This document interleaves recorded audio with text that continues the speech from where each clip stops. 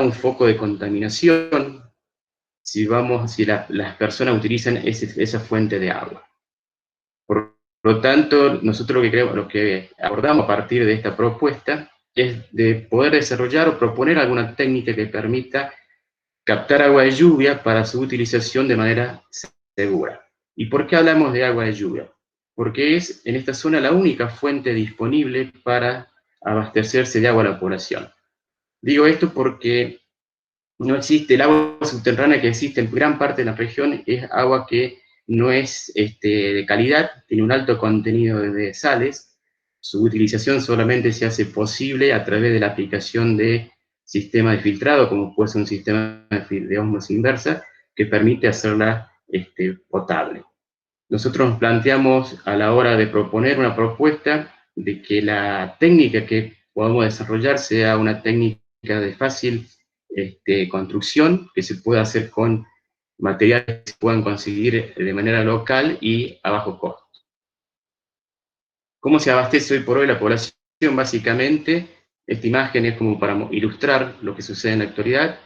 La gente se abastece transportando agua en bidones, en tanques, y esa es la forma que tiene hoy por hoy cuando no usa el agua de represa, es la forma que tiene para abastecerse de agua.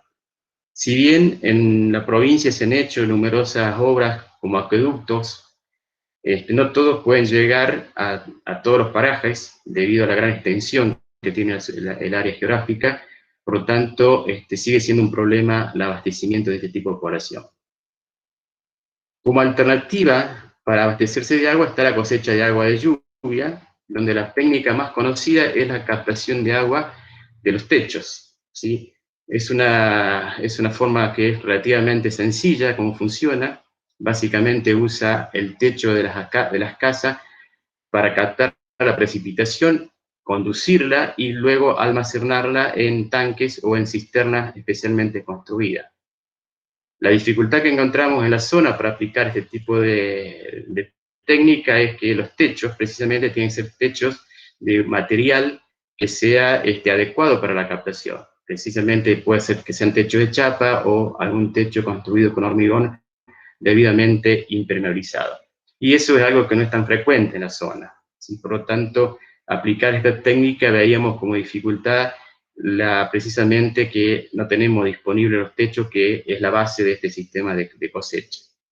Entonces, a partir de ahí empezamos a pensar en qué alternativas podíamos implementar teniendo en cuenta estas condiciones que nos fijamos para el diseño de la propuesta, y que tiene que ver con que sea factible desde el punto de vista técnico y además que sea económico, ¿sí?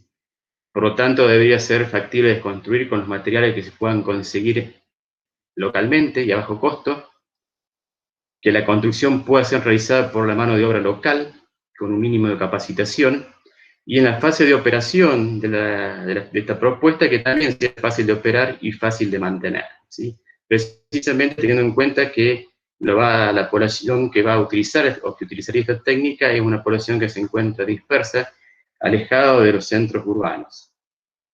Analizando distintas alternativas, surgió a partir del concepto de acuífero subterráneo, surgió la idea, digamos, de aplicar lo que el funcionamiento de los acuíferos subterráneos con una propuesta para captar agua de lluvia.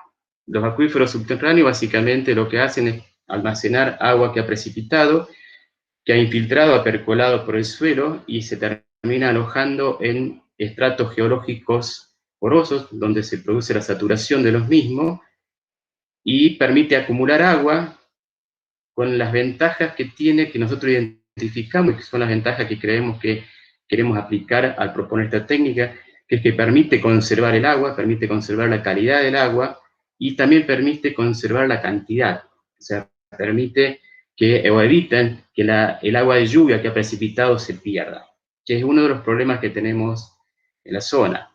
En la imagen que yo le mostraba recién, donde aparecía la represa ganadera, esas represas ganaderas durante la estación de lluvia se colmatan de agua, pero al poco tiempo se quedan sin agua precisamente porque tenemos una alta evaporación, que es la principal causa de pérdida. Aplicando el concepto de acuífero subterráneo, nosotros creemos que podemos minimizar al máximo las pérdidas de agua por evaporación. De ahí surge esta propuesta, y lo que tratamos de hacer con esta propuesta es de imitar en cierta manera lo que sucede con los acuíferos naturales, y construir, o proponer construir, microacuíferos artificiales.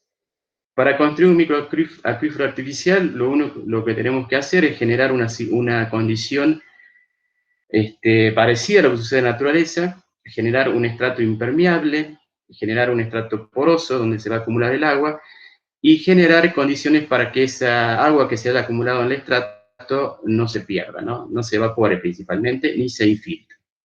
De ahí surge este sistema, que lo que yo le voy a mostrar a continuación, y rápidamente porque veo que el tiempo se me está terminando, en qué consistiría ese proceso constructivo para demostrar de alguna manera que es perfectamente viable y que además es económico. El concepto se basa en generar un acuífero de manera artificial, para lo cual hay que hacer una excavación en el terreno, próximo a la vivienda, porque es próximo al sitio donde se va a utilizar esa agua. Se realiza la excavación, que puede ser realizada con herramientas manuales y con la misma población local. Luego debería colocarse un material que impermeabilice la superficie. Nosotros estamos pensando en usar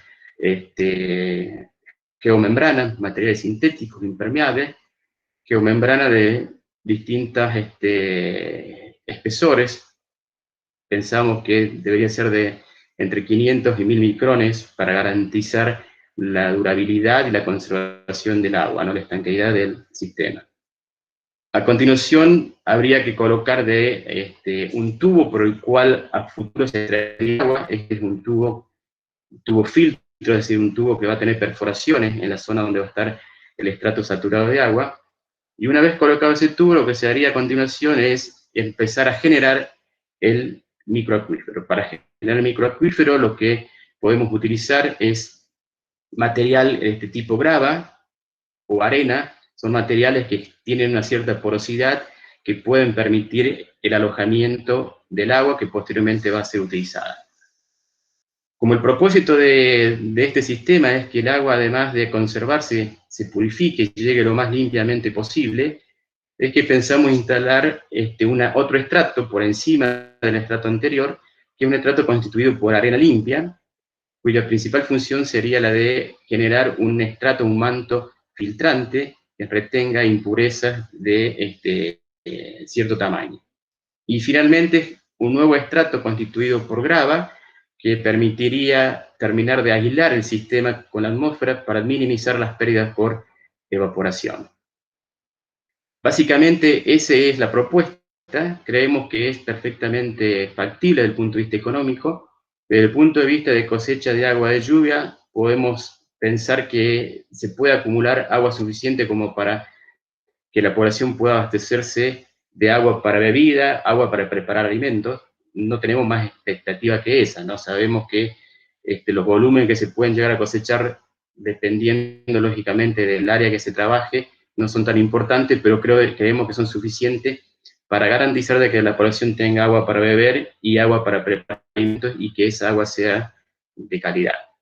Hablamos de agua de calidad porque precisamente es agua de lluvia que precipita directamente sobre el agua, sobre el microacuífero. No hay aportes externos, no hay aporte de escurrimiento, por lo tanto, estamos minimizando las posibles contaminación del agua, porque el agua que termina infiltrando es el agua que precipita directamente sobre el microacuífero. Por lo tanto, creemos que es una manera de garantizar su calidad.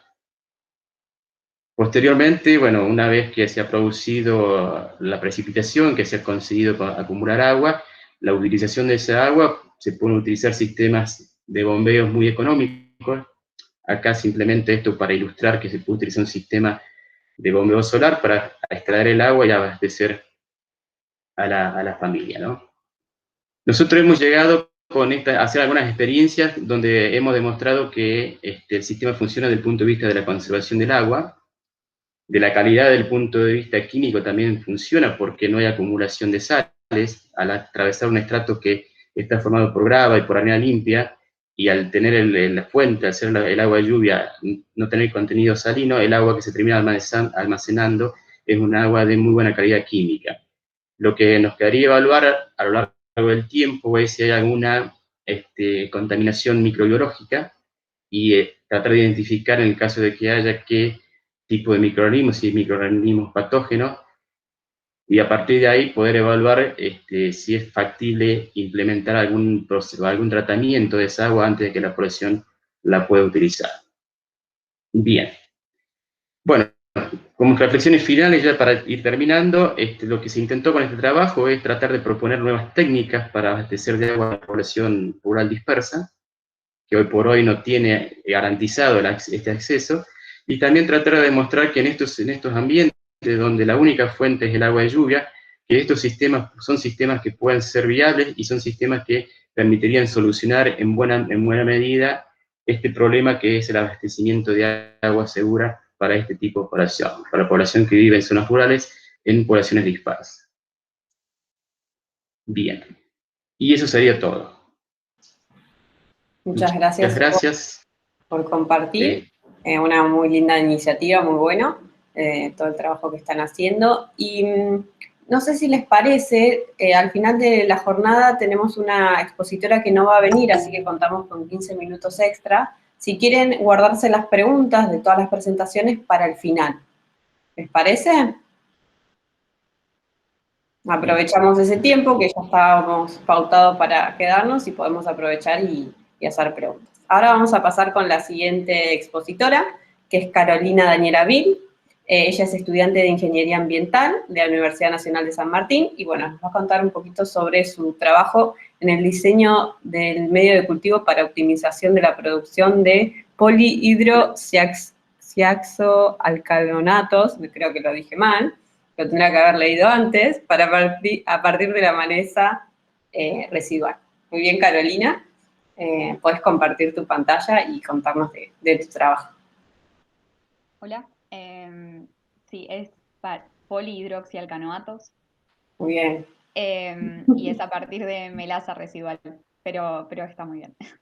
Excelente, gracias. No, de nada. Gracias a vos. Ahí comparto pantalla.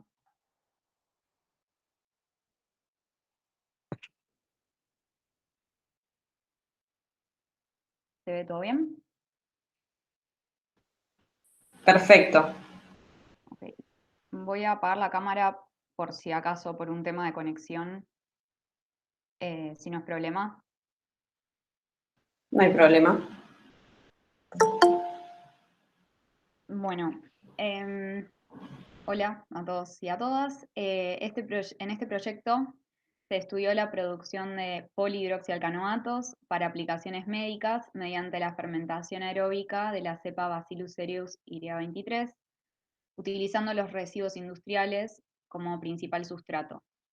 El trabajo se realizó durante el 2019 y se llevó a cabo bajo la dirección de la doctora Oksana Yashuk en el Lab 3 Bio, en el marco de una beca PEFI que me fue otorgada por la Universidad Nacional de San Martín. El interés en los polihidroxialcanoatos ha venido en aumento. Son polímeros de origen microbiano que se utilizan en diversas aplicaciones en la medicina, la industria y la agricultura, debido a que son alternativas biodegradables y producidos por una amplia diversidad de microorganismos a partir de recursos renovables en condiciones de estrés nutricional. Debido a que aún su costo de producción es más alto que los de origen petroquímico, se han desarrollado diferentes estrategias para disminuir el costo final del biopolímero, como el diseño y la optimización de la composición del medio de cultivo y el uso de desechos agroindustriales como sustratos de carbono renovables y económicos, así dándoles valor y evitando su disposición final. Los objetivos de este trabajo fueron diseñar y optimizar un medio de cultivo simple y económico utilizando desechos agroindustriales para la producción de PHA, adoptado a la cepa Bacillus cereus IREA 23, y además explorar una oportunidad para convertir residuos agroindustriales en materia prima renovable para la producción de biopolímeros. Los experimentos se realizaron en escala de Erlenmeyers de 500 mililitros con 100 mililitros de medio de cultivo para asegurar una correcta aireación. Se utilizó el cultivo de Bacillus cereus 23, que fue aislado de suelo contaminado y caracterizado previamente en el laboratorio. El medio de cultivo inicial estaba compuesto por fructosa, extracto de levadura, buffer fosfato, sulfato de amonio, solución de metales traza y se ajustó el pH a 7 previo a la esterilización.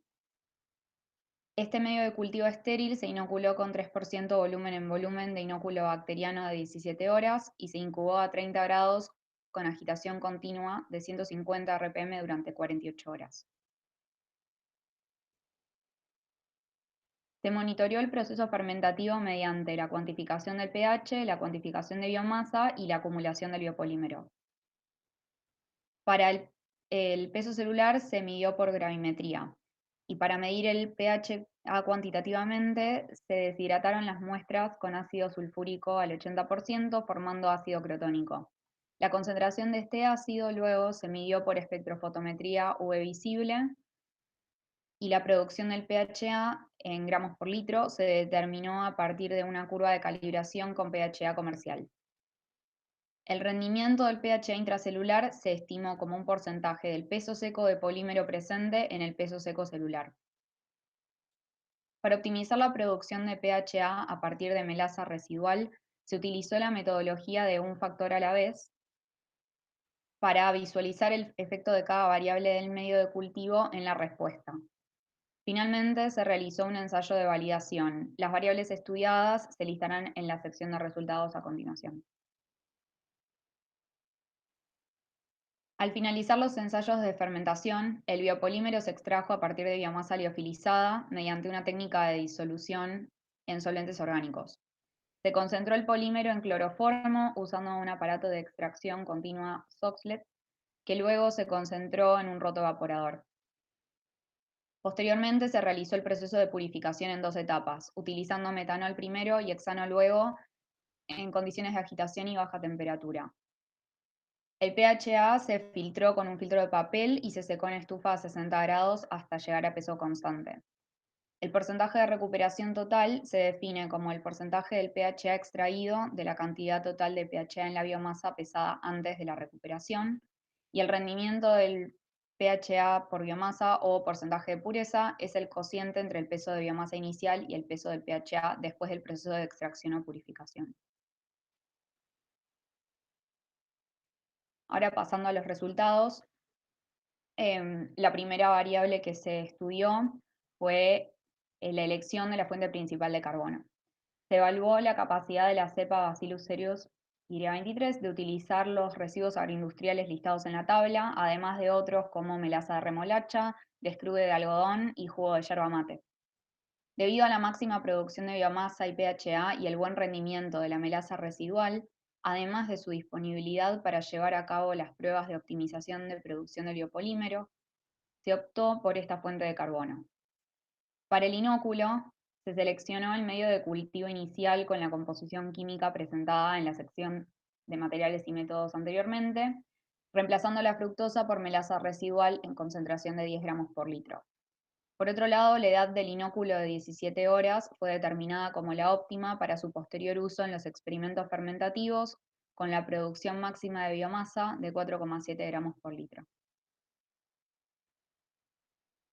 Se estudió luego el efecto de diferentes concentraciones de melaza residual, de 15 a 35 gramos por litro, sobre el crecimiento celular y la acumulación de pHa durante el periodo de incubación de 24 a 55 horas.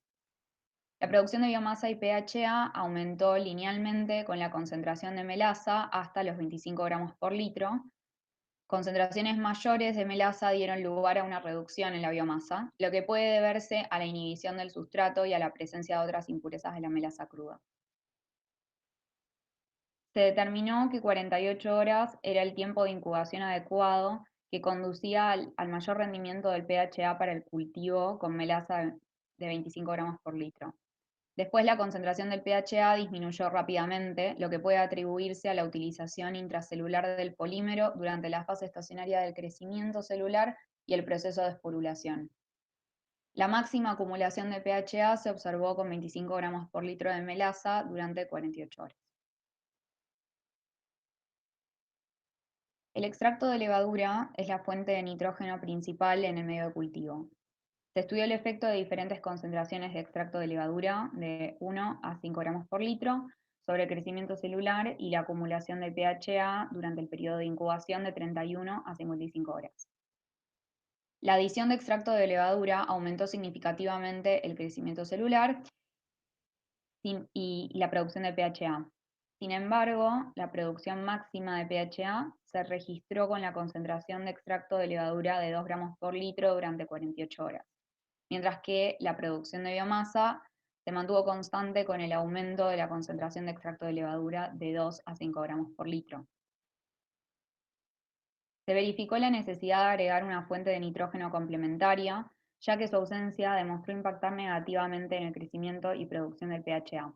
Se realizaron ensayos con las siguientes fuentes de nitrógeno: urea, acetato de amonio, cloruro de amonio y sulfato de amonio, agregándolos en el medio de cultivo en 1 gramo por litro.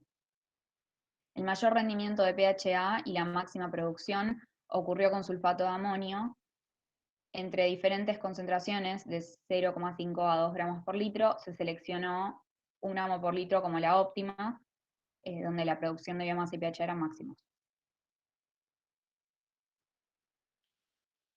La condición de limitación del fosfato es un factor importante para inducir la producción del PHA. Sin embargo, también es muy necesario para el crecimiento celular. En el presente estudio, las condiciones de limitación de fosfato no tuvieron un efecto significativo en el crecimiento celular y además mejoraron la producción de PHA. Se observa al comparar un medio deficiente con uno rico en fosfatos. El mismo efecto no significativo se observó con la adición de una solución de metales en traza al medio de cultivo inicial. Estos hechos pueden relacionarse con la fuente de carbono utilizada para la producción de PHA. La melaza de caño de azúcar es una fuente de carbono compleja que contiene sodio, azufre, vitaminas, calcio, magnesio, potasio y otros metales y nutrientes, por lo que se decidió eliminar la solución de metales traza tanto del medio de cultivo para el inóculo como para el medio de las fermentaciones. El buffer fosfato se mantuvo en el inóculo, pero se eliminó del medio de las fermentaciones. Se detectó un descenso de pH importante de 7,2 a 6 después de la esterilización del medio de cultivo en autoclave, por lo que se optó por ajustar el pH en el momento de inocular al medio de cultivo con solución de hidróxido de sodio 1 normal estéril. Se probó ajustando el pH con diferentes valores iniciales y se monitoreó el pH del medio a lo largo de la fermentación. El pH inicial elegido fue de 7,5, ya que se observó un buen crecimiento de la cepa, lo que puede estar relacionado con la sensibilidad de Bacillus cereus al estrés ácido en la fase logarítmica del crecimiento bacteriano. Durante las fermentaciones, el pH disminuyó en todos los experimentos con y sin buffer fosfato en el medio de cultivo, y luego se mantuvo constante. Los PHA se acumularon hasta alcanzar su valor máximo, justo previo a iniciar la esporulación. Al sostener el pH bajo, se inhibió la degradación del PHA ya acumulado durante 55 horas. Una vez que se obtuvo la mejor condición para cada factor, se realizaron los ensayos de validación con el fin de confirmar y cuantificar las mejoras alcanzadas.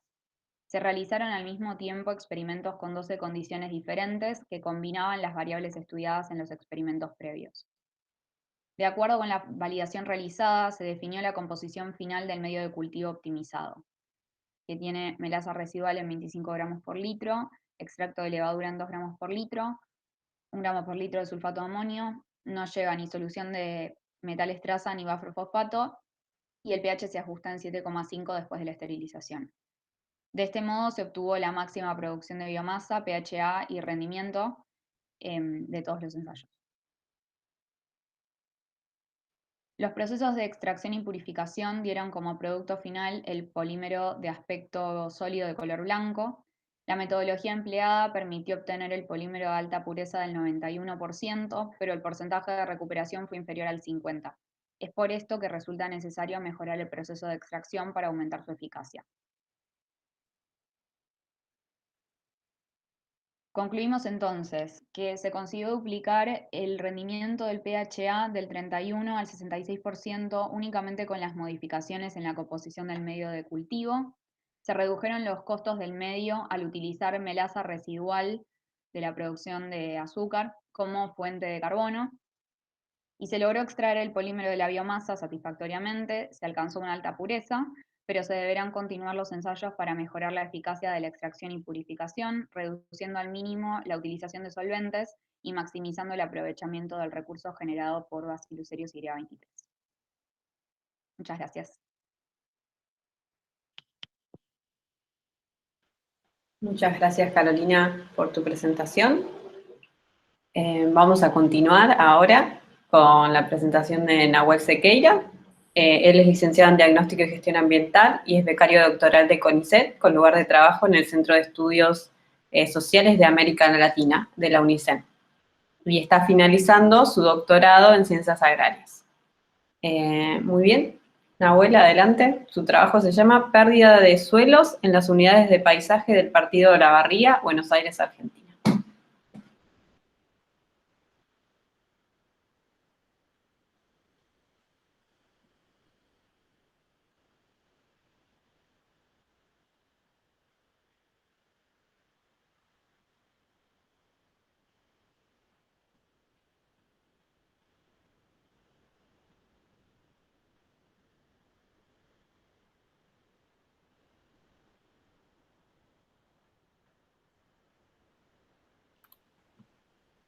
Hola, ¿ahí sí? Sí, se ve. Ah, se le ha ido la onda, me parece. Bueno, avísame ahí si les aparece bien compartido. No, quedó igual. No, quedó igual, es raro. Y bueno, ahí que están viendo, de a una con la Sí, de a diapositiva uno mía. con todo el PowerPoint, digamos. Vamos así entonces. Sí. Dale, listo. Bueno, Perdón, antes el de que trabajo, empieces, como Elias ¿querés que te mencionó. diga cómo ¿Cómo? hice yo? Ah, Carolina, sí que ya lo pudo resolver. Ah, dale. ¿Me escuchás? Sí, sí. Pone para andar al PowerPoint y pone para presentar. O ¿Qué es sea, lo de la vos... configuración de la No, el diapositiva? botoncito de abajo de iniciar presentación. Sí, ahí está. Ok, ahora hace la tecla Alt-Tab y movete hasta la pantalla del Meet. Ahí estoy. Estás en Meet. Deja de compartir. Y ahora volvé a compartir una ventana, no toda la pantalla, y elegís la que es la presentación en pantalla completa.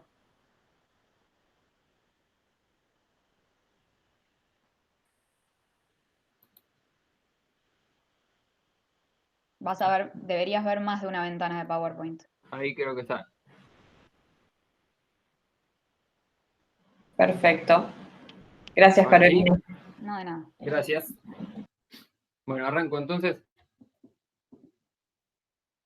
Bueno, el trabajo que les voy a presentar entonces, como mencionó Soledad, es acerca de la pérdida de suelos en las unidades de paisaje del Partido de Olavarría en la provincia de Buenos Aires, y lo desarrollamos en conjunto con la licenciada Diana Daga, la doctora Patricia Vázquez, la ingeniera Florencia De Vito del Centro de Estudios Sociales de América Latina, y con la doctora Mariana Núñez del Centro de Investigaciones y Estudios Ambientales de la UNICEN en Tandil.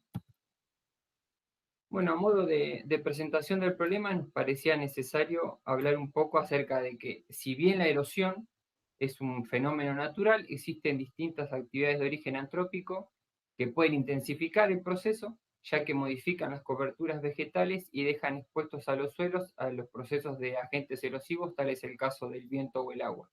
Asimismo, estos efectos se producen con un mayor nivel de impacto en aquellos terrenos que presentan niveles de pendiente más elevados. En cuanto a algunas de las consecuencias más importantes de lo que es estos procesos erosivos, nos encontramos básicamente con pérdidas de nutrientes y pérdida de estructura del suelo, que ocasionan casi directamente una disminución en la capacidad de uso que tiene el suelo, no solamente en el presente, sino a futuro. Dentro de estas actividades de origen antrópico, entonces, tenemos que desde hace un tiempo se viene señalando lo que es la agricultura, y principalmente durante su etapa de labranza, como una de las principales responsables de los procesos erosivos. Si bien apareció lo que es la siembra directa como un método de labranza y se la presentó como una solución aparente ante esta situación, distintas investigaciones nos han demostrado que esta situación no es tan así. Y ahí no me está pasando las cosas.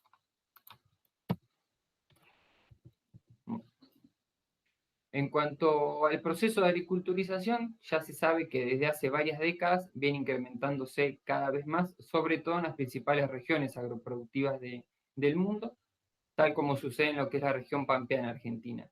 Y este escenario derivó básicamente en una profundización de lo que son los efectos ocasionados por la erosión.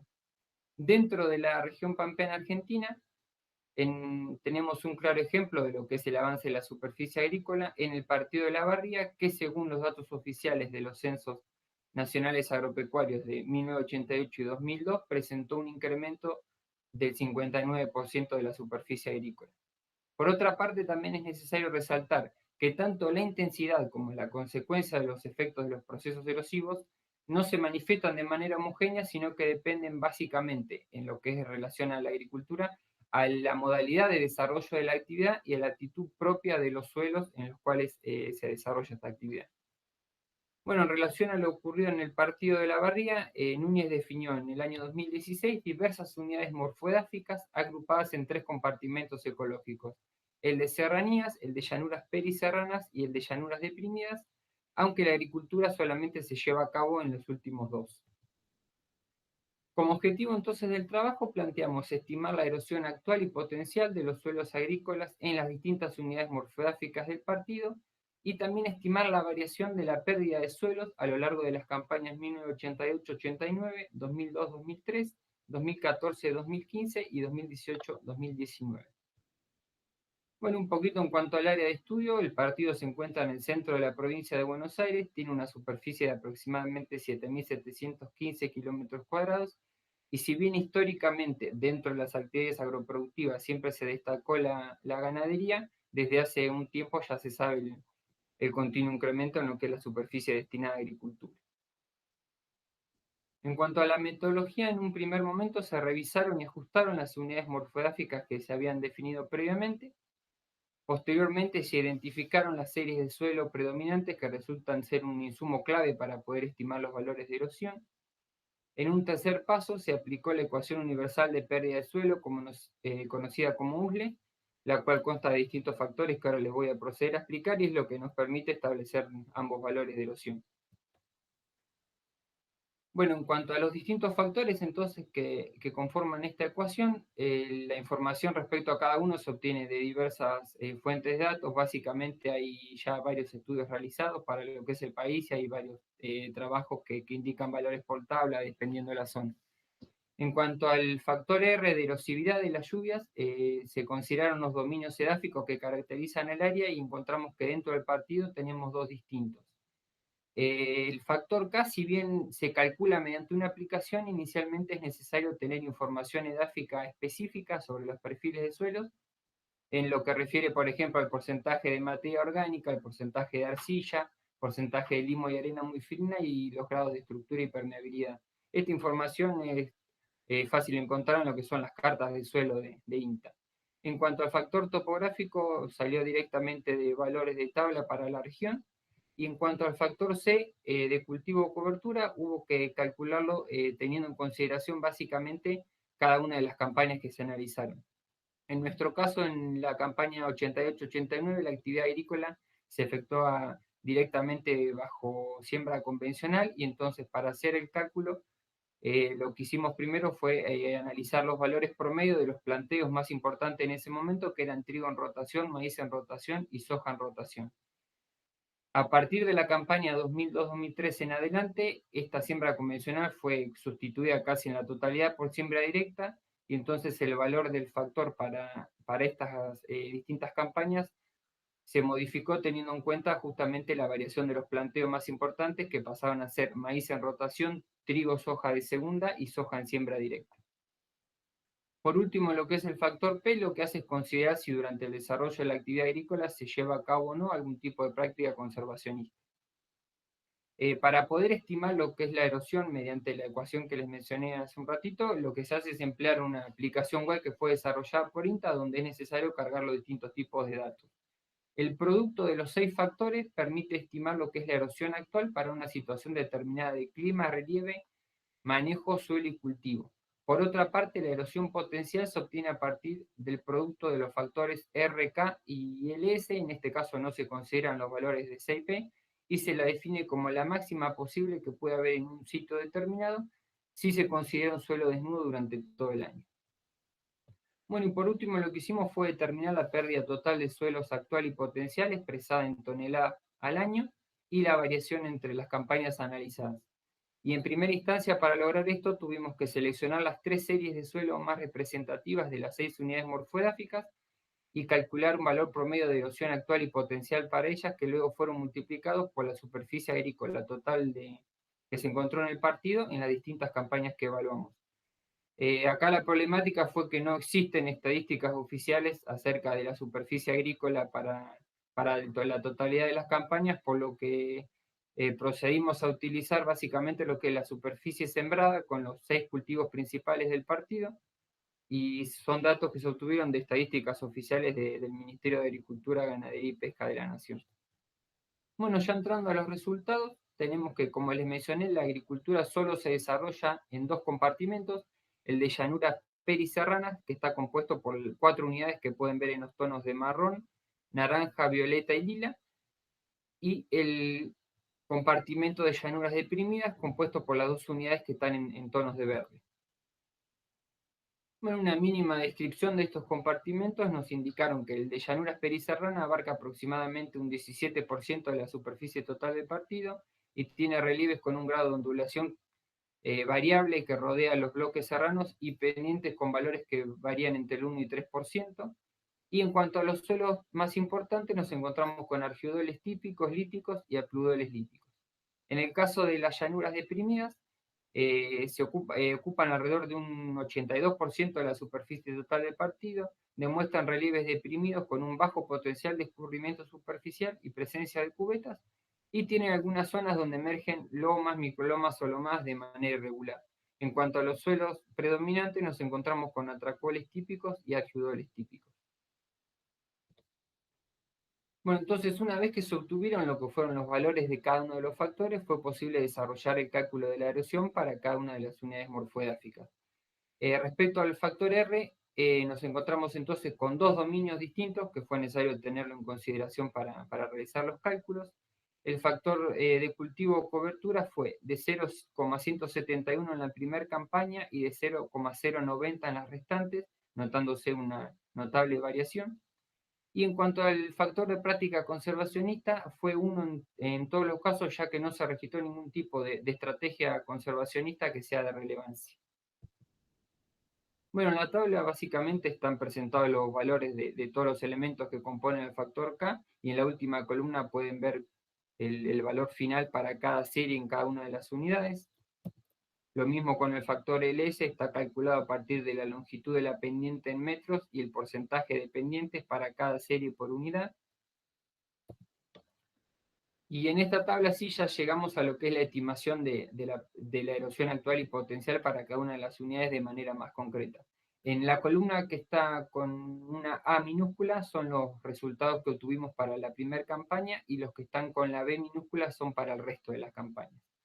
Una vez que analizamos los datos, entonces nos encontramos con que el compartimento de llanura periserrana demuestra los valores tanto de erosión actual como potencial más elevados. Y asimismo, dentro de este compartimento, la unidad denominada LLP2A tiene los valores de erosión actual más importantes, que fueron de 19 toneladas por hectárea al año en la primera campaña y de 10 toneladas en las restantes. Y por su parte, el valor de erosión potencial también se dio con mayor intensidad en la misma unidad, alcanzando las 111 toneladas por hectárea al año. Este se repite para todas las campañas, ya que es un valor constante porque es la máxima posible para un determinado sitio. Bueno, en cuanto a la pérdida total de suelos, en primer lugar lo que establecimos fue una notable variación de la superficie agrícola a partir de la primera campaña en adelante, siendo el crecimiento más importante el que observamos entre la segunda y tercera, que fue un poquito más del 100%.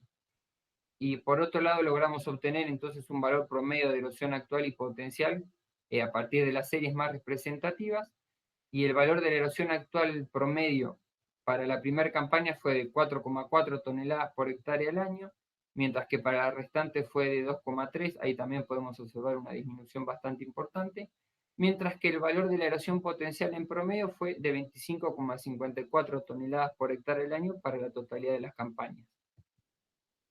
Bueno, en cuanto a la pérdida de suelos en sí, pueden ver en la figura, en las barras en color amarillo, la pérdida de suelo actual, y en naranja la de suelo potencial. Si se analizan los datos, tenemos que entre la primera campaña y la última, aumentó un 37% la pérdida de suelo actual, mientras que la potencial se incrementó en un 162%. Por otra parte, también se puede ver que a partir de la campaña 2002-2003 existe un decrecimiento de lo que es la pérdida de suelo actual, y esta situación se puede explicar básicamente en lo que ya les mencioné, que fue el reemplazo de la labranza convencional por la siembra directa. No obstante esto, a partir de esa campaña en adelante, por más que se siga utilizando la siembra directa como método de labranza, las pérdidas de suelo volvieron a incrementarse, y esto también está explicado en una relación directa al aumento de la superficie destinada a lo que es la actividad agrícola dentro del partido. Bueno, y para ir cerrando ya a nivel de conclusiones, tenemos en primer lugar que la metodología empleada nos permitió conocer que dentro del área de estudio existe una relación casi directa entre lo que es el crecimiento de la superficie agrícola y un incremento en la pérdida total de suelos. En cuanto a las tasas de erosión, presentaron variaciones según básicamente las características de cada unidad morfoedáfica, y la LLP2A resultó ser la más impactada. Asimismo, se destaca que los procesos erosivos en esta unidad podrían verse intensificados justamente por las características propias que tiene. Por otra parte, si bien la implementación de siembra directa logró obtener una mejora en cierta medida porque disminuyó las tasas de erosión, no se puede presentar ni hablar de este método como una solución total, sino que debe ser acompañado por otras estrategias, siendo algunas de las más conocidas y más aplicadas la de cultivar en franjas, cultivar respetando las curvas de nivel, dejar el barbecho en suelo luego de las cosechas y sobre todo incluir rotaciones de cultivos. Y por último, podemos concluir que los resultados que obtuvimos conforman una base de datos de gran relevancia acerca de cómo es el estado de los suelos dentro del partido, y que esta información debería considerarse al momento de establecer alguna estrategia, alguna práctica tendiente a lo que sería buscar un manejo agrícola más sustentable. Bueno, eso sería todo. Gracias. Muchas gracias, Nahuel, por tu exposición, muy interesante todo el trabajo que están haciendo. Felicito también a tus compañeras que también están acá en la sala, a Diana, a Mariana, que también están participando. Seguimos con Carolina Cuello. Adelante si querés compartir tu presentación. Ella es ingeniera química y recientemente doctorada en la Universidad Tecnológica Nacional. Trabaja para la UTN y en la UBA en la Facultad de Agronomía. Está en el Centro de Investigación Química Orgánica Biológica dentro de la UTN, en la Facultad Regional de Resistencia, y también es docente de la universidad. Así que bienvenida, Carolina. Muy buenos días, ¿cómo están? Muy buenas tardes quizás ya. Les pido que me cuenten si ven mi presentación ahora. Todavía no. Ahí sí, ahí estamos. Sí, estaba. ¿Ahí ven la presentación? Bueno. Sí, perfecto. Me avisan si hay algún problema de conexión y hago alguna modificación con eso. Bien. Mi presentación de hoy es ficorremediación, que ahora les cuento un poco de qué se trata. Es una remediación con microalgas de purín vacuno y suero de quesería como una alternativa para los pequeños productores de quesos que a veces tienen en el mismo espacio la producción del purín vacuno del ganado y el residuo de la producción del suero. Ahí está. Ahí debería avanzar a la motivación del estudio. Le pido que me confirmen si lo ven. Sí, se ve. Que lo que les quiero contar de la motivación de este estudio, que es una parte de una tesis más larga, es que la gestión de los efluentes a veces no es siempre vista como una parte de la gestión del agua dulce, que a nivel mundial escasea, y si bien en Argentina quizás ese inconveniente no es tal, sí lo que está sucediendo es que las napas y algunos cursos están siendo contaminados. En particular, cuando tiene que ver con las queserías o con algo que venga de la producción ganadera, hay dos prácticas. Por un lado, el confinamiento de animales y por otro lado, que hay centralizaciones geográficas, sobre todo, por ejemplo, de la cuenca lechera, es una parte en la que hay un montón de producciones que están centralizadas y eso trae inconvenientes. En el caso de la disposición y el procesamiento de la leche para producir quesos, el 85% de ese líquido, de ese volumen, se transforma en un suero ácido que en general, según la información que provee el INTI, el 55% como mínimo es destinado a la alimentación animal o liberado al medio ambiente. Cuando hablo de alimentación animal es que a veces se esparce por encima de la comida que se le da a los chanchos o algo así, es decir, no tiene mucho más procesamiento y la mayor parte de esa es tirada literalmente al ambiente. Lo que tenemos de positivo en Argentina es que estamos dentro del denominado cordón solar. Y eso es positivo para el cultivo de microalgas, que son, para los que no conocen al microorganismo, es como una planta de una célula, es decir, hacen fotosíntesis, aquellas que son fotosintéticas, y los requerimientos de cultivo son la luz, que en este caso las que yo he utilizado son microalgas fotosintéticas, o sea que utilizan energía que es virtualmente gratuita porque es la luz solar. Necesitan dióxido de carbono, que en el caso del trabajo que estoy presentando también fue utilizado solamente del aire, es decir, no fue adicionado por medios sintéticos. Y por otro lado, nutrientes. Esos nutrientes son nitrógeno y fósforo por sobre todo, que si bien se puede obtener de fertilizantes, también se puede obtener de aguas residuales, que esa es la propuesta en este caso. También es interesante al considerar los nutrientes, que si bien el pH no es un nutriente, es un requerimiento del cultivo, y en el caso del suero ácido de queso, el pH es muy bajo, y por eso es necesario ecualizarlo para poder cultivar microalgas en suero ácido de quesería. En este caso, fíjense, yo les muestro acá dos fotos, que una es del purín vacuno, que como ven es muy oscuro, y otro del suero ácido de queso, que es bastante más claro. Ahora, fíjense abajo, hay algunos datos, por ejemplo, el purín vacuno, si bien es muy oscuro, también tiene un pH más cercano a la neutralidad que facilita el crecimiento de las microalgas. El tema es que, como les dije, necesitan de la luz para hacer fotosíntesis, de la luz solar, con lo cual es muy difícil que atraviese la luz este color opaco y esta densidad del purín vacuno. En cambio, en el suero ácido de queso, ese atravesar de la luz no se ve impedido, sin embargo, tiene un pH de 5,5. Entonces, y así podríamos ir recorriendo las otras características, y lo que tenemos, estas son fotos de las dos microalgas que yo utilicé, dos especies, Chlorella pyronoidosa y Cnidus dimorphus, que son ubicuas de los efluentes, se suelen encontrar en los efluentes, de hecho Chlorella pyronoidosa fue aislada de un efluente de tambo y Cnidus dimorphus de aguas cloacales, digamos. Entonces, la motivación de este estudio es evitar diluir, porque es la forma más común de tratar los efluentes con microalgas, dado que tienen estas características, por ejemplo, que sean muy oscuros o, por ejemplo, que tengan un pH distinto del ideal. Entonces, diluirlo con agua dulce, con agua limpia, facilita el cultivo de microalgas, que es exactamente lo que no quiero hacer o lo que no queríamos hacer dentro del centro de investigación para mirar el cuidado del agua dulce y el tratamiento de efluentes dentro de esa estrategia. Entonces, la intención fue justamente hallar mezclas, poder complementar, combinar las características de estos dos efluentes para hallar una mezcla, una proporción en la que se logren las mejores tasas de remoción de nutrientes en condiciones al exterior.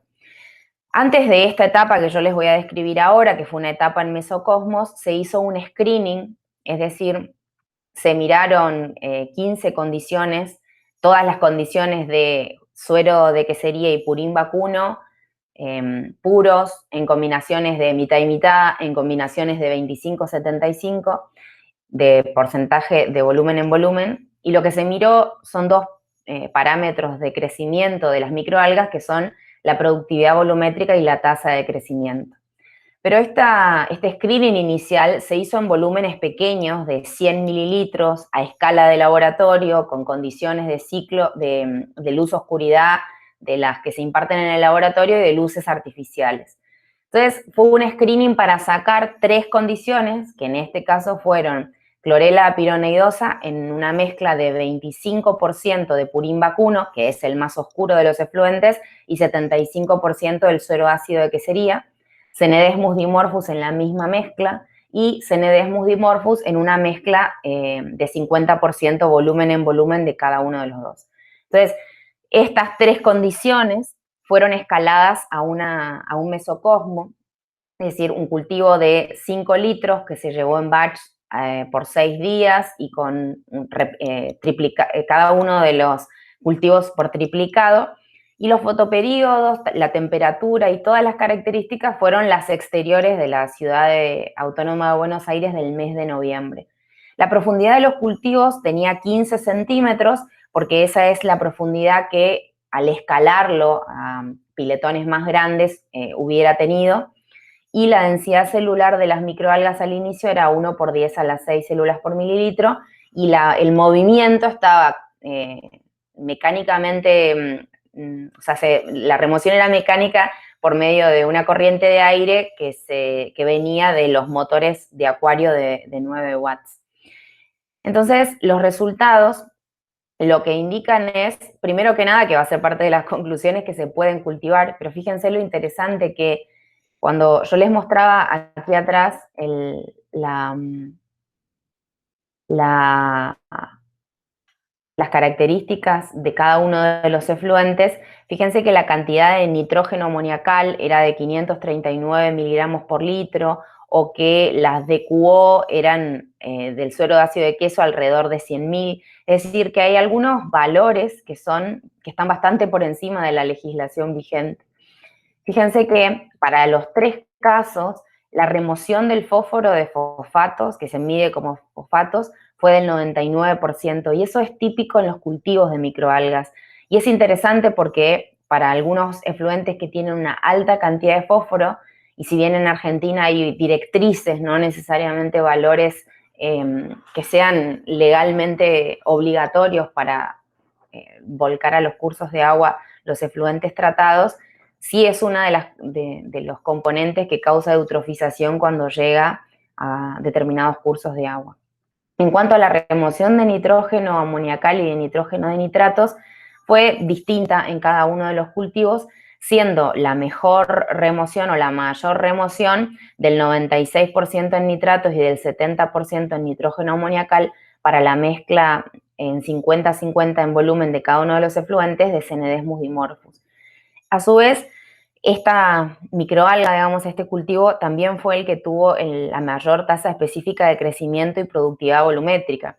Y si bien yo acá solamente quiero presentarles esto como opción para tratamiento de efluentes, lo cierto es que está inscripto este trabajo en un proyecto mayor que es, además de hacer la remediación de los efluentes, poder utilizar la biomasa generada para obtener compuestos de alto valor, es decir, utilizar esa biomasa y que virtualmente no haya ningún desecho del tratamiento de efluentes, es decir, de utilizar las aguas residuales como medio de cultivo y la biomasa generada como input de una biorefinería.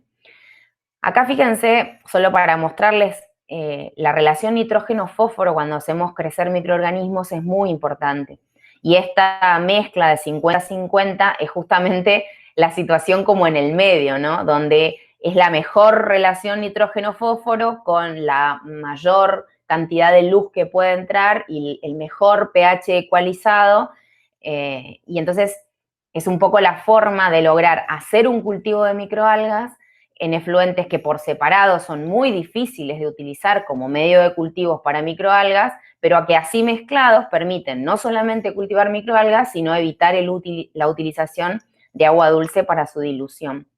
La mayor reducción o remoción de DQO se dio en este mismo cultivo de Cnidesmus dimorphus en 50-50, que logró reducir el 98% de la DQO inicial, que obviamente era una DQO muy alta, arriba de los 50.000 miligramos por litro, y si removió el 98%, de todas formas no alcanzó a bajar a los niveles que son necesarios para volcar en cursos de agua. Y lo reconozco porque este estudio también siguió adelante inoculando bacterias en consorcio con las microalgas, y es un poco lo que estoy investigando en este momento. Pero la intención al final siempre es la misma, es decir, lograr utilizar los efluentes como materia prima y a la biomasa generada también como materia prima de una biorefinería. Entonces, en conclusiones generales, los resultados obtenidos lo que indican es que podemos mezclar purín vacuno y suero ácido de queso para cultivar microalgas y que hasta cierto punto digo porque la DQO no entró dentro de los límites legales, pero se pueden superar los principales obstáculos que se reportan para el tratamiento de cada uno de estos efluentes, es decir, el color muy oscuro del suero ácido de quesería, la acidez muy alta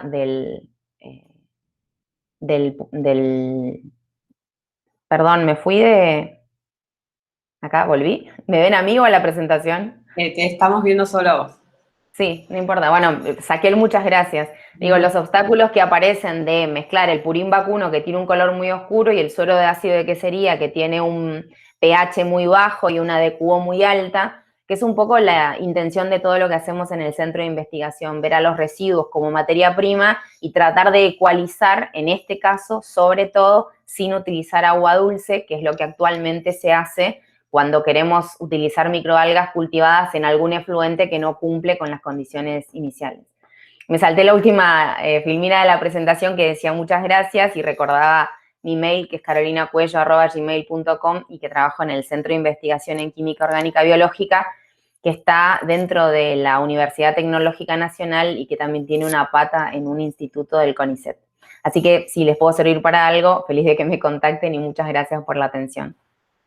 Muchas gracias, Carolina. Muy clara tu presentación. Muy buena iniciativa. Ojalá que puedas conseguir los resultados que estás buscando, porque creo que puede ser muy útil. Así que vamos a continuar con las... seguimos con otro de los expositores, Víctor Fabián Forero. Por favor, si estás por ahí. Muy bien, bienvenido. Él nos visita desde Colombia. Adelante, puedes compartir pantalla. Es ingeniero ambiental y sanitario de la Universidad de La Salle, especialista en injerencia de la salud ocupacional, Universidad del Rosario, y también es magíster en gestión ambiental. Nos va a compartir su trabajo sobre servicios ecosistémicos culturales para la gestión ambiental de la Laguna Colorados en el páramo del Zumpás, Colombia. Adelante, Víctor. Buenos días. Bueno, como lo acabas de decir, este proyecto de investigación se titula Servicios Ecosistémicos Culturales para la Gestión Ambiental de la Laguna Colorados en el páramo del Sumapaz, acá en Colombia. Antes que nada, hablar un poco de la ubicación de la laguna. Queda dentro del departamento de Cundinamarca, específicamente en la zona rural del municipio de Pasca, en la vereda Colorado Salto, que está entre los 3.650 y 3.700 metros sobre el nivel del mar. Esta vereda es una vereda amplia, tiene más o menos 1.657 hectáreas y es la cuarta vereda más grande de este municipio. Está localizada al extremo suroeste.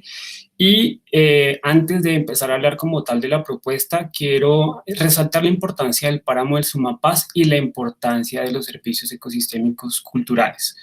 ¿Por qué es importante el páramo del Sumapaz para Colombia?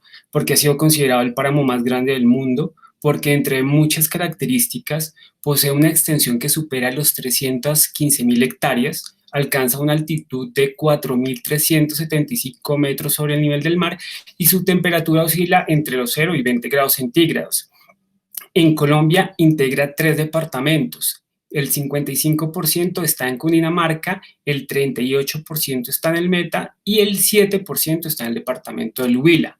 Es muy importante porque alberga más de 670 especies de plantas y especies de fauna en peligro de extinción, como los son el cóndor andino, el oso andino, el tigrillo, puma, venado, el águila de páramo, entre otras especies que pues, en este momento no menciono. También es importante hablar del contexto de los servicios ecosistémicos. De acuerdo a la evaluación de ecosistemas del milenio que se hizo en el año 2005, se establecieron unas categorías. Hay una categoría de provisión, una de soporte, una de regulación y otra que es la que vamos a hablar hoy, que es la categoría de los servicios culturales. Los servicios de provisión, como ya casi todos sabemos, son servicios que tienen que ver con la producción de madera, de fibras, de alimentos, de agua potable o de agua dulce para el abastecimiento de las comunidades. Y también tenemos los servicios de soporte, que como su nombre lo indica, son los que permiten que soporte o que existan los otros servicios. Está relacionado con los servicios como son los ciclos de los nutrientes, los ciclos biogeoquímicos y en general todas estas características que permiten que los hábitats o los ecosistemas puedan, digamos, desarrollarse. Por el otro lado, tenemos los servicios de regulación que nos habla básicamente de la calidad del aire, de la calidad del agua, cómo regular la temperatura, y tenemos los servicios culturales. Estos servicios culturales se diferencian de los otros tres porque básicamente son los únicos que son intangibles, es decir, que no podemos tocar ni palpar y que por lo tanto dependen mucho del individuo, de la percepción, son muy subjetivos.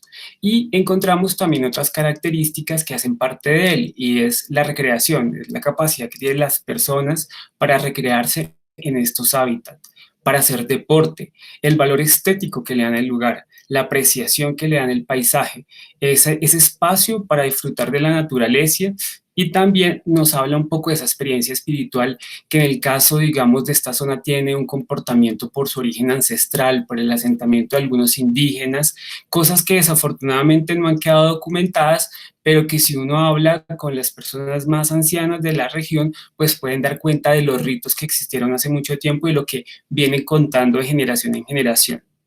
También el sentido de pertenencia. Y frente a eso, quiero pasar entonces a cuál es la problemática socioambiental que quisimos abordar con esta investigación. Básicamente, esta zona de páramo tiene un problema muy grande que inicia desde el mismo desconocimiento de los servicios ecosistémicos por parte de los moradores rurales, por parte de los mismos habitantes.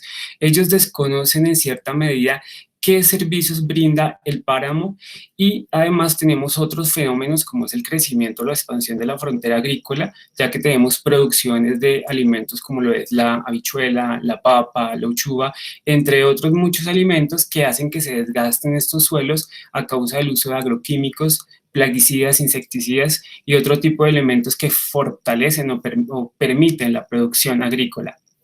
También tenemos la producción pecuaria, hay producción de bovinos, producción de porcinos, hay avicultura que también afecta la capacidad de carga de este ecosistema. Y esto obviamente lleva a una incorrecta disposición de residuos, al deterioro del paisaje y por supuesto a la afectación de la fauna y de la flora de esta zona. Entonces nace el objetivo de esta propuesta, que es establecer la importancia de los servicios ecosistémicos culturales, es decir, de los servicios ecosistémicos intangibles de la laguna, para poder determinar acciones para implementar una gestión ambiental de este ecosistema que es estratégico y que hace parte de la ruralidad colombiana. Y establecemos una metodología muy sencilla. Este trabajo se desarrolló con el aporte y la colaboración de estudiantes de maestría de la Universidad de Cundinamarca, en el municipio de Fusagasugá, aquí en Colombia, donde iniciamos primero con una recolección de los datos y de información secundaria. Se hicieron varios recorridos a la laguna, se hace una colección sistemática de datos y se elabora el instrumento que en la fase 2 se empieza su aplicación a visitantes, porque se aplicó fue a visitantes con una edad superior a los 18 años, es decir, que son para aquí en Colombia, por lo menos pues las personas son adultas después de los 18 años, y se indagó frente a cuál es su procedencia o su lugar de origen y con qué frecuencia visitan la laguna para establecer esas percepciones. Luego llega una fase que es el análisis de datos, donde nosotros calculamos la frecuencia con que las personas responden frente a los servicios ecosistémicos culturales en una escala de Likert y se hace un análisis de componentes principales para poder estimar a través del coeficiente de correlación de Spearman la asociación que hay entre variables sociodemográficas y también que hay entre los servicios ecosistémicos. Esto lo hicimos a través de un programa estadístico SPSS en la versión 23. Ahora, para entrar ya un poco a los datos, es importante destacar que nosotros hicimos un cálculo de la muestra estableciendo el número de visitantes que tiene la laguna de manera mensual y ahí calculamos con un 95% de confianza para que los datos fueran estadísticamente válidos y poder establecer cuáles eran tanto la ciudad de origen de los visitantes como la frecuencia. Entonces, nuestra muestra nos dio de 112 personas. Pudimos establecer, como ustedes lo ven aquí, que el 43% de las personas que visitan la Laguna Colorado, o sea, este ecosistema, porque es un ecosistema, son de la ciudad de Bogotá, es decir, de la capital colombiana. Son personas que están fuera del territorio o que están fuera del municipio, en contraste con los habitantes del municipio de Pasca, es decir, donde está la laguna. El 9% de las personas encuestadas dice que son del mismo municipio, lo que nos permite inferir que hay un interés más de las personas que están fuera del territorio por conocerlo, y que en otras investigaciones que hemos realizado en la Universidad de Cundinamarca y en la Universidad UNAD, hemos podido establecer cómo las personas de los grandes centros urbanos buscan esparcimiento en las zonas rurales y en estos ecosistemas estratégicos, como lo podemos ver con este 43%. Frente a lo que es la frecuencia en que visitan esta laguna, encontramos que el 45%, que fue el valor más alto, dice visitar la laguna de manera anual, es decir, una vez al año, mientras que el 30% dice que la visita una vez al mes, y finalmente hay un valor muy importante que es el del color gris, el 20%. Son personas que al momento de encuestarse indicaron que era la primera vez que iban a la laguna. Quiere decir que de seguirse este comportamiento cada vez se tendrían más visitantes. Este estudio se desarrolló en el 2019, por lo tanto, más adelante sería interesante volver a aplicarlo para saber qué o cómo influyen las condiciones de confinamiento en Colombia para el tema de la visita a estos lugares, como los páramos y el páramo del Sumapaz. En cuanto a las características sociodemográficas, indagamos y pudimos obtener que la población encuestada de visitantes corresponde al 58% del género masculino, en contraste a un 42% del género femenino. Encontramos que por grupo de edad, el rango con mayor visitas son las personas que están entre los 31 y 37 años, y el segundo rango más alto en personas que están entre los 25 y 30 años de edad. Podemos determinar de igual manera un nivel de escolaridad, es decir, si tienen educación. Aquí en Colombia lo llamamos primaria, secundaria, profesional y posgrado. Pudimos establecer que el 44% de las personas que visitan la laguna son profesionales, seguidos de un 28% que tienen posgrado, lo que nos permite inferir que las personas que van a la laguna son personas con un nivel académico o un nivel educativo alto, y que seguramente eso puede influir en a lo que van a ir a buscar en este territorio o en este ecosistema. En cuanto a la ocupación, podemos ver que el 50%, que fue el valor más alto, dice estar empleado, es decir, que está bajo una subordinación de un jefe, seguido de un porcentaje del 26% que dice ser trabajador independiente. En cuanto a los ingresos económicos de las personas que van a la Laguna Colorados, lo establecimos en unas escalas de salarios mínimos legales vigentes en Colombia, que quiere decir que el valor más alto, que es el del 35%, está entre los 2 y 3 salarios mínimos legales. Es decir, una persona que aquí estaríamos hablando de estrato medio alto, una persona con un poder adquisitivo mediano. Entonces, para poder establecer las correlaciones que hay entre las variables sociodemográficas y entre los mismos servicios ecosistémicos, encontramos varias significancias positivas a través del coeficiente de Spearman. El programa estadístico nos permite establecer que hay un comportamiento o una significancia positiva dentro de los rangos de edad. ¿Esto qué quiere decir? Que las personas con mayor edad tienen mayores ingresos, también tienen un mayor nivel de formación educativa, y que también tienen digamos, un interés por ir a conocer la naturaleza y por hacer apreciación o conocimiento del paisaje. Ahora, en cuanto a la valoración de los servicios ecosistémicos culturales de la Laguna Colorados, establecimos a través de una escala Likert, donde 1 es que están totalmente de desacuerdo con que esa laguna brinde ese servicio, y 5 que están totalmente de acuerdo en que la laguna pueda brindar ese servicio. Podemos establecer que las dos evaluaciones extremas, es decir, que califican como totalmente de acuerdo, quiere decir que los visitantes de esta laguna establecen que la laguna brinda servicios ecosistémicos relacionados con el conocimiento de la naturaleza y la apreciación del paisaje, que son los que ustedes ven de color azul. Y que hay una posición neutral, es decir, que no están ni de acuerdo ni en desacuerdo que la laguna brinde ese servicio, que es la parte religiosa, que es la que encontramos en un color como azul celeste, y la parte del deporte. Pero ¿esto qué tiene que ver? Porque la mayoría de las personas que encuestamos son personas que no son del territorio, no son del municipio de Pasca, por lo tanto desconocen la parte mística y la parte ancestral de la laguna, y por eso dicen no estar ni de acuerdo ni en desacuerdo. Y lo mismo sucede con el deporte, al ser una zona, digamos, de difícil acceso, porque para poder llegar allá toca caminar vías de trocha, entonces no es fácil que la gente vaya a hacer actividades deportivas como caminatas o ciclismo o algún tipo de estas actividades. Pero no solamente estos ecosistemas brindan servicios, como lo vimos anteriormente, también hay unas condiciones de malestar, unas condiciones de afectación que en la literatura y en otros artículos se conoce como diservicios. La población que nosotros encuestamos, estos visitantes, en su mayor proporción, en su mayor porcentaje, con un 34%, indican que el diservicio o la condición de malestar más alta está relacionada con la falta de vigilancia y control.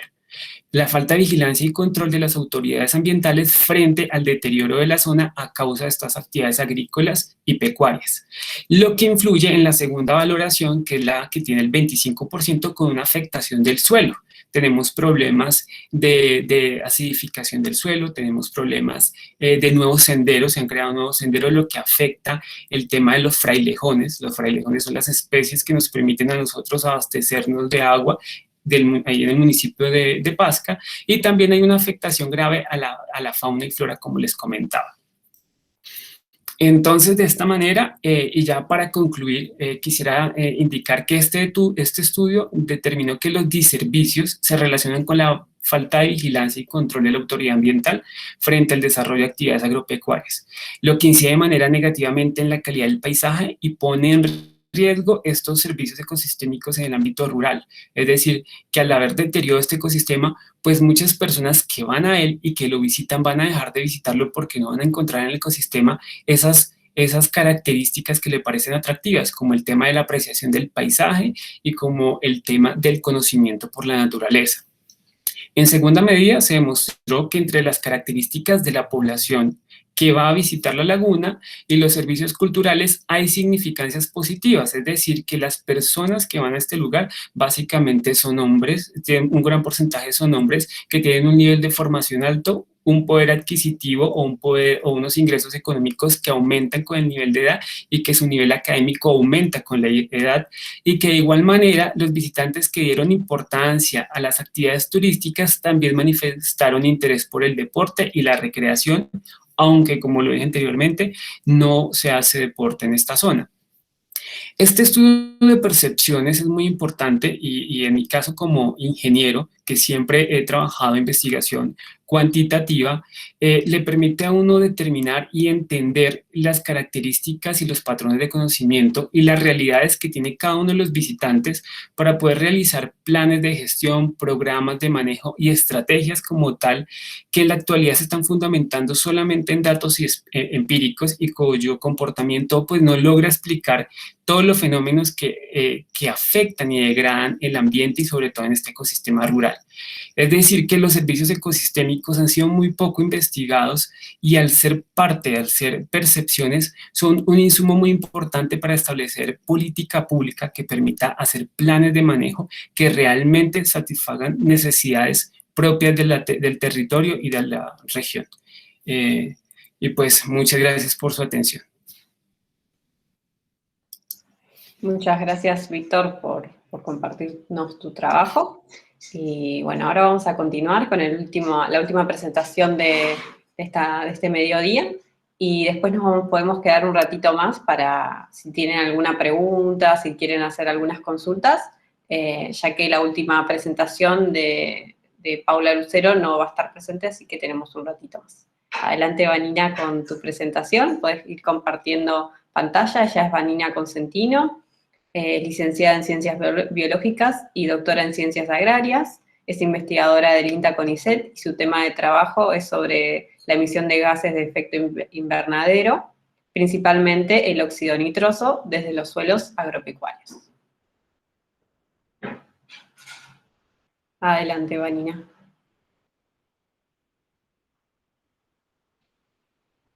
Estás muteada todavía.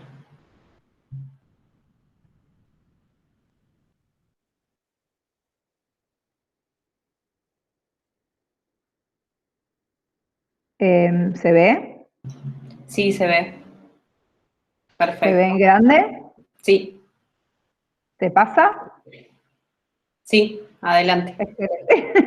Perfecto. Listo. Bueno, muchas gracias.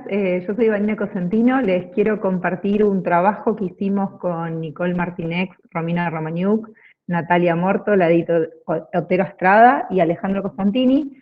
Y el trabajo fue la evaluación de las emisiones de óxido nitroso desde un suelo, luego de la aplicación de un efluente líquido de tambo con y sin un inhibidor, y el objetivo es plantear una alternativa a la fertilización tradicional.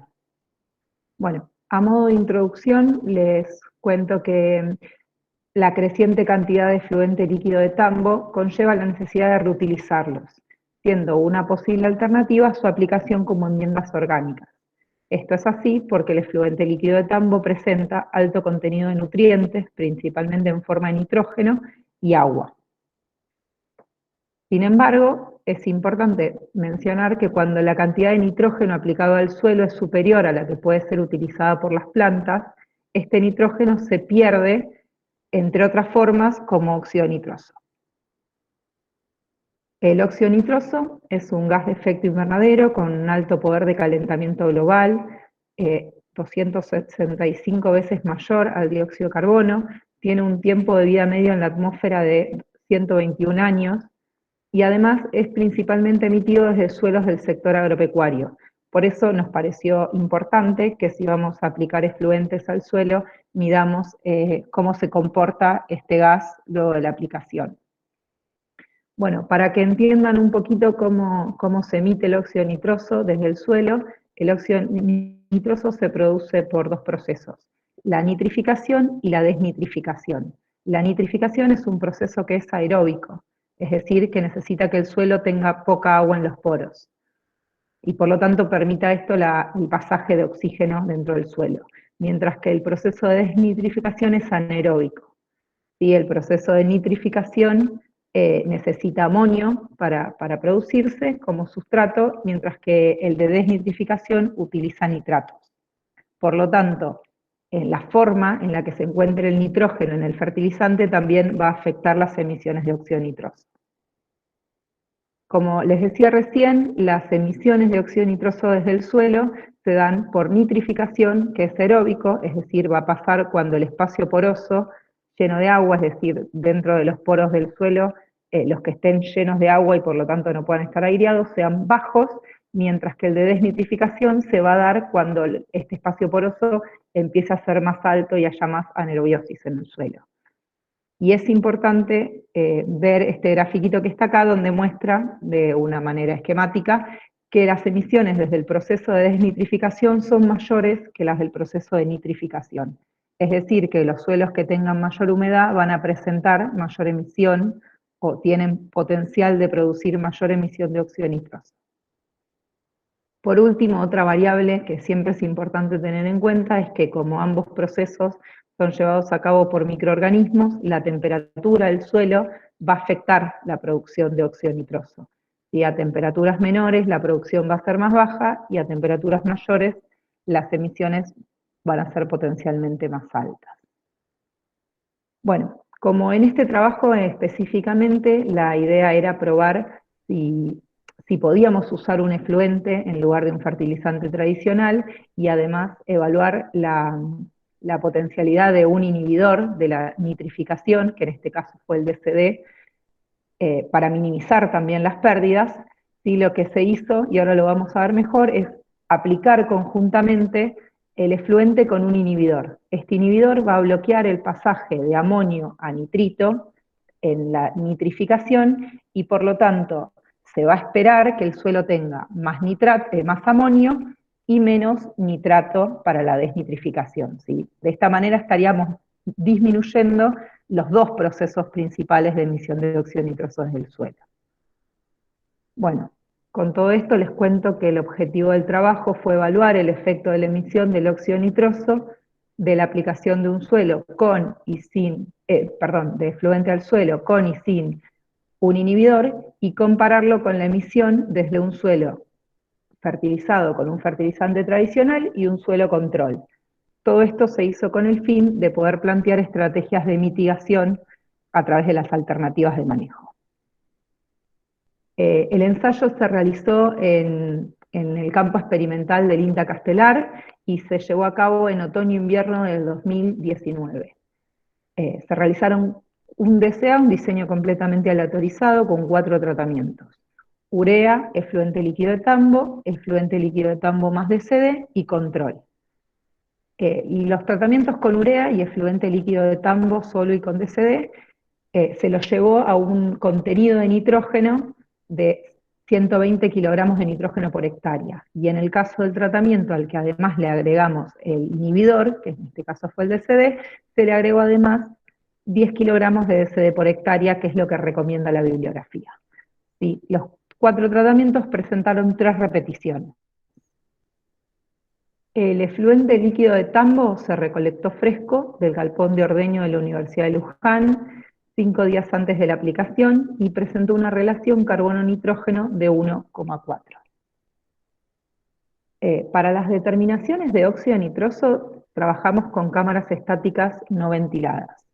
Y lo que vemos acá es la cámara, son 2 fotos de las cámaras, pero lo que vemos acá es esta parte en realidad queda en el suelo, esto queda enterrado en el suelo, y la cámara en realidad está formada por 2 partes. La base, que se va a anclar al suelo, la vamos a clavar unos días antes del ensayo, y la parte esta plástica, que es la que se coloca en el momento en el que vamos a tomar la muestra, y a partir del momento en el que colocamos la parte esta de arriba con estas tiras para engancharlo, se empieza a muestrear el gas, ¿sí?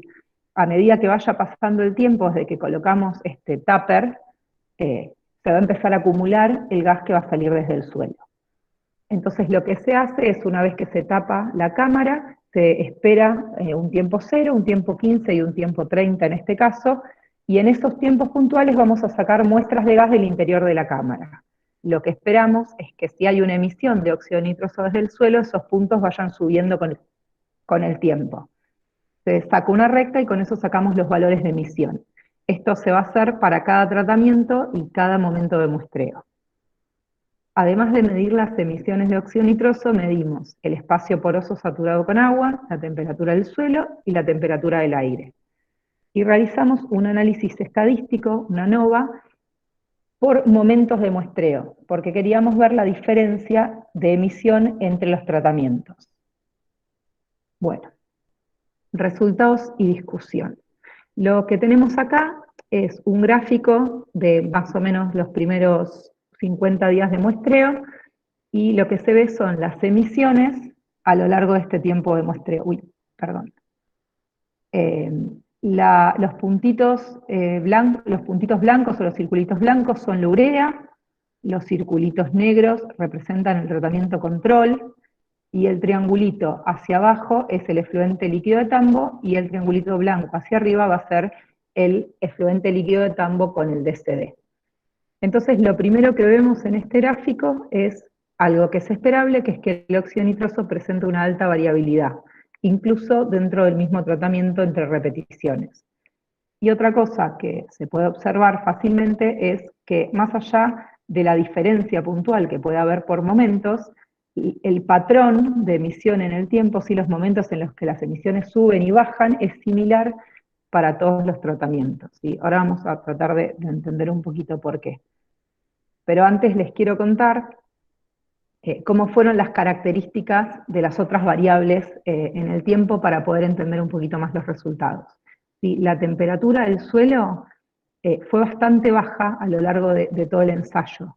¿Sí? Y fíjense que no tiene momentos de grandes valores, con lo cual se espera una actividad respecto a la temperatura similar a lo largo de todo el muestreo. Sin embargo, cuando vamos a la humedad, que era lo que iba a dividir entre nitrificación y desnitrificación, vemos que el espacio poroso saturado con agua es elevado todo el tiempo. Fíjense que los valores, perdón, este es el espacio poroso saturado con agua, y lo que vemos acá son los milímetros de lluvia caída. Y al principio del ensayo casi no llovió, acá se observó una lluvia muy intensa y durante varios días, y después para y vuelve a llover ya al final del ensayo. Entonces lo que vemos es que el espacio poroso es aceptable, es elevado, no hay momentos donde el suelo esté seco, pero sí se va a ver un momento de máxima humedad en el suelo, más o menos a partir del día 18 o 20 del ensayo. Bueno, con esto en mente vamos a volver un poquito a los resultados de emisión. Los resultados de emisión de óxido nitroso presentaron 6 momentos en los cuales hubo diferencias significativas entre los tratamientos. Y además presentaron 2 picos. El primer pico, que es el que está marcado en rojo, que se da un día después de la aplicación, y en ese pico lo que se ve, y empieza a disminuir con el tiempo. Y en ese pico lo que se ve es que el valor máximo de emisión lo obtiene el efluente líquido de tambo. Luego de eso el DCD, les voy a mostrar acá, este es el efluente líquido de tambo, este es el DCD, y abajo sin diferencias significativas tenemos la urea y el tratamiento control. ¿Sí? Y esto va bajando en el tiempo, pero siempre respetando la máxima emisión en el efluente, luego el DCD, y por último la urea y el control. ¿Sí? Esto está dentro de lo esperable, y tiene mucha relación con que cuando aplicamos el efluente líquido de tambo estamos aplicando nitrógeno fácilmente disponible y agua. ¿Sí? Entonces, mientras que cuando aplicamos la urea, no sé cuántos conocen cómo es la urea, pero la urea es un fertilizante sólido que además tiene un tiempo de aproximadamente entre 10 días y 2 semanas de liberación del nitrógeno. ¿Sí? Entonces, los primeros días, las condiciones en cuanto a nitrógeno y humedad desde la urea no estarían siendo predisponentes a la emisión de tambo. Y lo que vemos acá en principio es que parecería que el efecto del DCD, o que el DCD tiene un efecto sobre las emisiones, ya que son significativamente menores a las de la aplicación del efluente líquido de tambo solo.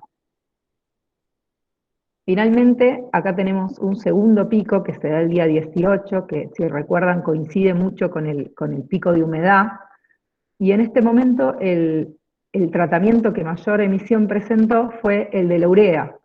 ¿Sí?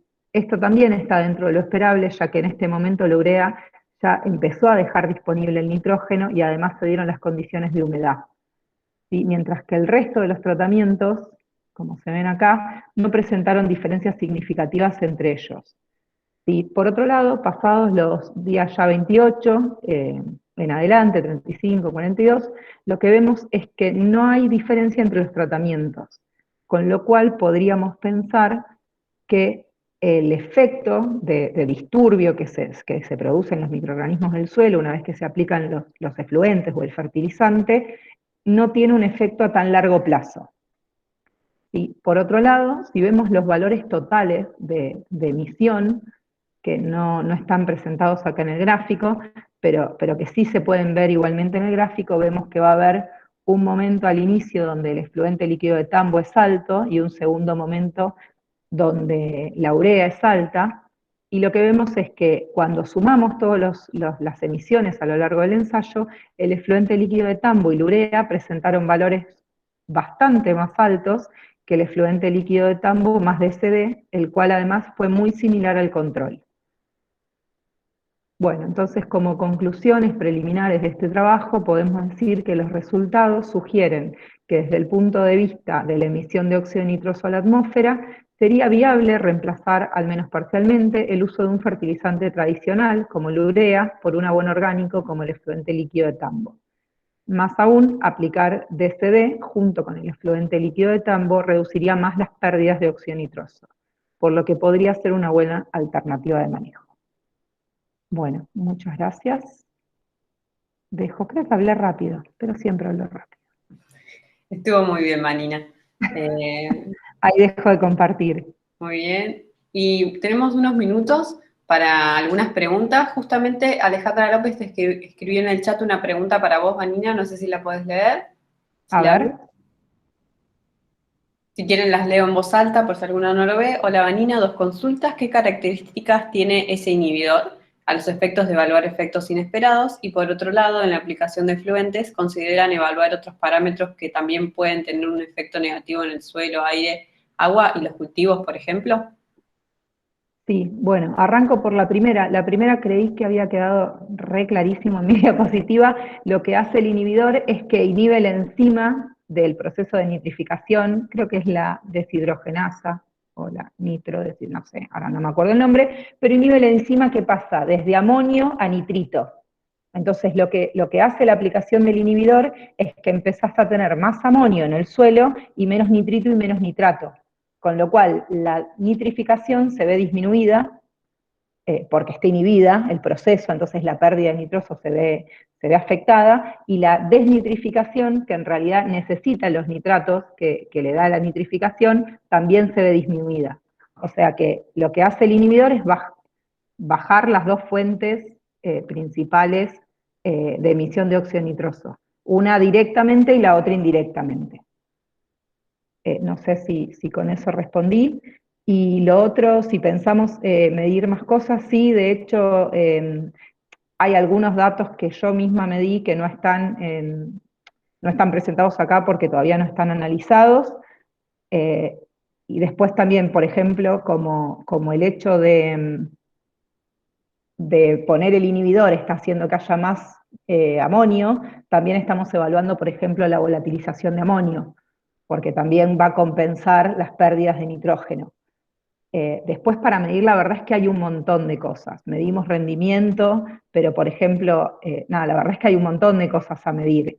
Nosotros en este ensayo puntual no lo hicimos porque estábamos recién arrancando. La idea sería medir más. Con otros efluentes hemos hecho conjuntos con otros grupos y distintos grupos de investigación han medido su parte dentro de lo que es la contaminación. Hubo gente que midió lixiviación, hubo gente que midió factores, cómo se vio afectado, por ejemplo, los factores físicos, cómo se vieron afectados algunos microorganismos en particular. La idea es esa, no se hizo en este trabajo, aunque hay algunas cosas que no se mostraron. Muy bien, muchas gracias, Vanina. Les pido que si tienen alguna pregunta más para alguno de los expositores que estuvieron durante este ratito que estuvimos compartiendo. Vanina, ¿tenés una pregunta para otro expositor? Sí, para Carolina Cuello. Muy bien, adelante. Pregunta desde la ignorancia total. Sí. Ese resultado que ustedes tienen, donde le bajan el DQO y obtienen un efluente mejor, por llamarlo de alguna manera, ¿puede ser un paso intermedio, por ejemplo, para agregar agua y diluir menos, o para hacerle otro tratamiento? Sí, de hecho la idea es no agregarle agua dulce, sino hacer lo máximo posible, y el próximo paso es armar consorcios con bacterias, porque en gran parte esa baja de DQO es posible que se dé, por un lado, porque las microalgas producen mucho oxígeno, entonces hay componentes que naturalmente se oxidan de la misma manera que en una cámara de aireación en un tratamiento de efluentes convencional.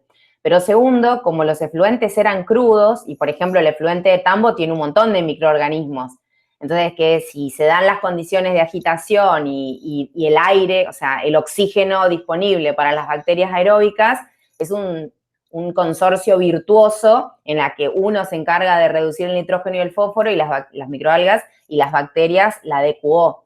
Entonces, sería paso intermedio o agregar algunos otros pasos, por ejemplo, propiamente una digestión bacteriana, ¿no? Ahí hay que probar como etapas, pero siempre la idea es que sea biológico, es decir, que haya microalgas, bacterias en etapas, pero evitar diluir con agua dulce. Por supuesto que si eventualmente al final tenés una producción grande, no sé, imagínate de la cuenca lechera, todos los tambos o todos los espacios ayornados a una única planta, entonces vos vas produciendo agua limpia, que puede ser agua de reuso, o puede volver al inicio y diluir. O sea, esa es la foto más grande, el deseo, digamos, a futuro, y esto es una partecita de eso. Pero sí, puede ser tanto un intermedio como un efluente intermedio que después siga a otra cosa, como que se le sigan otras etapas biológicas. Porque, por ejemplo, este efluente que tiene, este efluente tratado, ¿no? Si lo tomás vos, es como que es menos carga orgánica cuando la terminás depositando. Y les cuento a todos, no sé si hay acá alguien presente, pero en Puerto Madryn, en Argentina, el tratamiento de efluentes es un gran, si ustedes miran en Google Earth, hay un gran riñón que se ve, que es con microalgas, y el agua es directamente reutilizada, o sea, directamente para riego, y tienen un montón de experiencia con eso, y legislación, digamos, o sea, es como que hay alguito hecho en Argentina, y me parece que estamos acá justos los que estamos interesados en ir por ese camino, que ni sea tirarlos, ni sea tener que armar una planta nuclear para poder hacer algo con los efluentes. No sé si respondí a la pregunta. No, perfecto, gracias. A vos. Gracias, chicas. ¿Alguna pregunta más para alguno de los expositores? Estuvimos hablando con Hugo Lescano sobre microacuíferos artificiales para el aprovechamiento de agua de lluvia en zonas áridas. Estuvimos con Nahuel sobre los usos de suelo y la pérdida de suelos en las unidades de paisajes en Olavarría. A ver, ahí Viviana escribe una pregunta. El mail de contacto de Lucero. Que fue la chica que no está. Ahora yo te lo paso. Muy bien, que también estaba interesante su exposición. ¿Alguna consulta más? Pueden desmutearse, pueden escribir ahí en el chat. Si no tienen ninguna consulta, los expositores pueden dejar sus mails en el chat por si los demás presentes quieren contactarse. Creo que a todos me parece que ya les dio hambre y ya se quieren ir a almorzar. Así que bueno, les agradezco por haberse sumado, por haberse presentado hoy y bueno, por compartir todo esto. Es lindo saber que en muchos lugares están haciendo trabajos muy, muy importantes para seguir avanzando, ¿no? Muy bien, entonces les doy un saludo a todos. Muchas gracias a los expositores, a los presentes, a los acompañantes que sabemos que están ahí acompañando, como Mariana, por ejemplo. Les voy a contar, Mariana, que está ahí entre los presentes, fue una de las pioneras, digamos, es una de las impulsoras de estas jornadas, hace ya unos años en la Facultad de Humanidades de la UNICEN, así que tenemos a la precursora, ¿no? La que organizó las primeras jornadas a pulmón hace ya algunos años. Así que felicidades. Gracias, Sole. Para nosotros, hasta hace un ratito digo esto y no robo más tiempo, estaba Silvia Valenzuela también en esta sala, y yo le escribí, y digo, quien está coordinando la sala es Sole Vidal. Y no tengo el contacto, le digo, porque quería mandarte un WhatsApp. Para mí fue una alegría encontrarte. ¿Estás en Moreno o en Hurlingham? ¿Cómo es que estás? No, estoy en Mar del Plata, tengo un amigo en la Universidad de Moreno que me invitó y bueno, tenía estos días disponibles y bueno, decidí sumarme. Me encantó verte y bueno, gracias por las palabras y para nosotros es una gran alegría todo lo que está pasando con las jornadas. Les agradecemos a todos porque cada uno de ustedes contribuye a que las jornadas se sigan haciendo y sean exitosas y sigan garantizando un espacio para que cada uno de ustedes puedan presentar lo que vienen trabajando. Así que bueno, es un honor acompañar. Muy bien. Bueno, muchas gracias a todos. Voy a dejar de grabar. Y bueno, si alguno se quiere quedar y quiere hacer alguna pregunta, se puede quedar. Si no, pueden irse a almorzar.